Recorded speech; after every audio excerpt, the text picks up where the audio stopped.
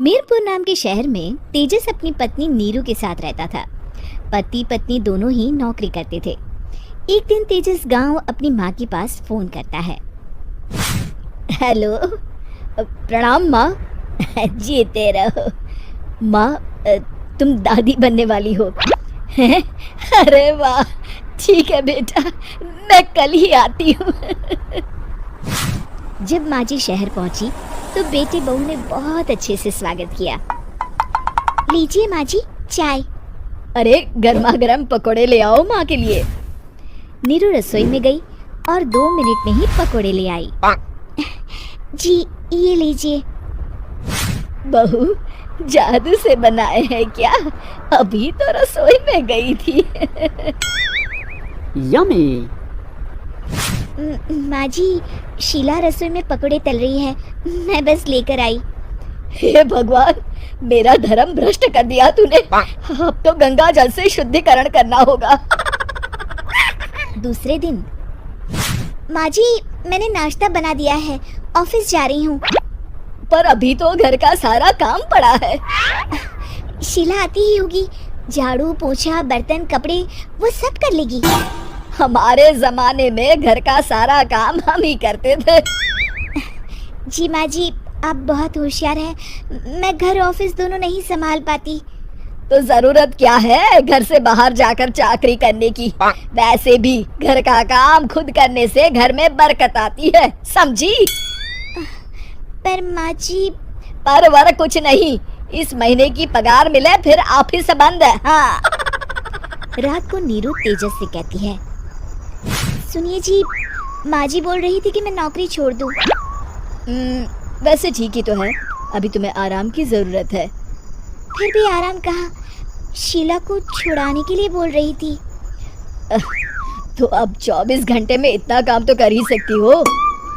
पर जॉब पसंद है मुझे, घर पर मन नहीं लगेगा।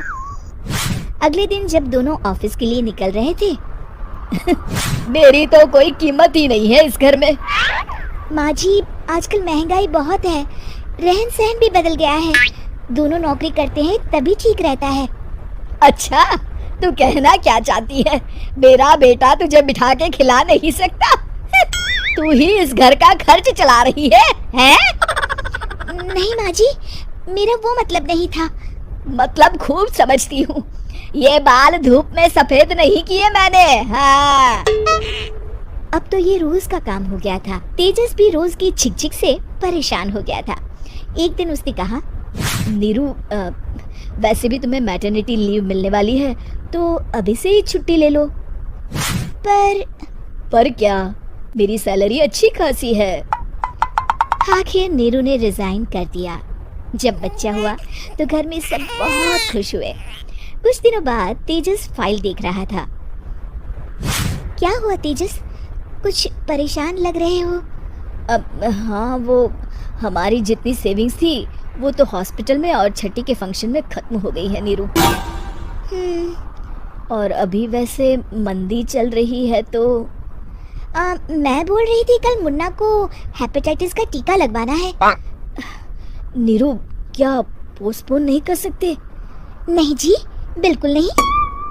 अब तेजस को समझ में आ रहा था कि उससे गलती हुई है।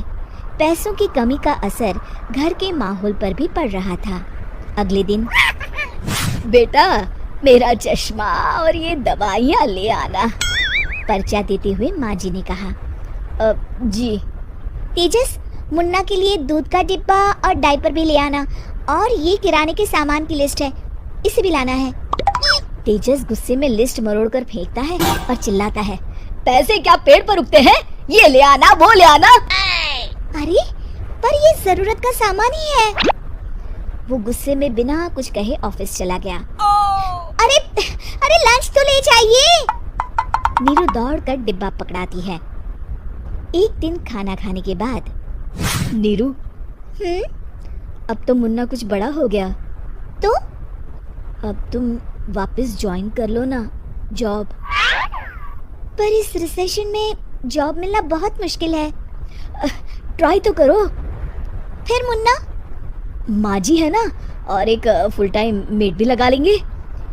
पर माँ जी, उन्हें तो पसंद नहीं। तभी माँ जी वहाँ आ जाती है और प्यार से नीरू के सर पर हाथ फेरते हुए बोलती है, अब मेरी समझ में आ गया बहू, पहले के और अब के समय में अंतर है। तुम काम शुरू करो, मुन्ना की जिम्मेदारी मेरी। मेरी प्यारी माँ जी। ये कहकर नीरू उनके गले लग गई। शिक्षा, परिवर्तन संसार का नियम है, हमें भी समय के साथ चलना चाहिए।